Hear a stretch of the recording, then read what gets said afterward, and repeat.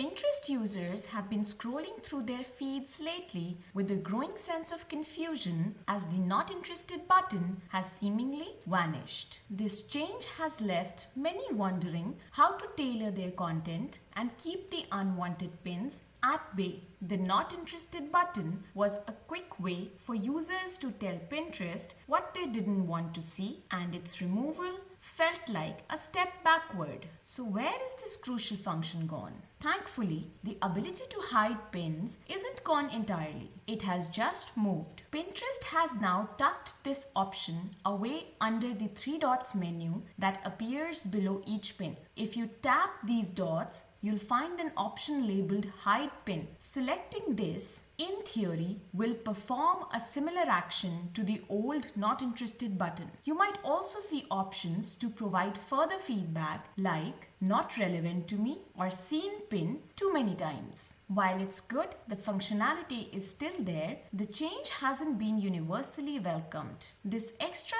step, though seemingly small, has irked users who preferred the convenience of the one-click button. Not only that, some users have also reported that the hide pin option doesn't always appear, particularly for recommended pins or pins viewed through widgets on devices like iPads. The reason behind Pinterest's decision to alter this feature haven't been officially detailed, but users speculate it might be a move to make it slightly harder to dismiss advertisements, something that plenty of users used as a hack to remove ads. Whatever the reason, users are now navigating this new method. It's a bit of an adjustment, but knowing where to find the hide pin option is the first step to regaining control over your feed. For more details, you can head to the article linked in the description section. That's all for now.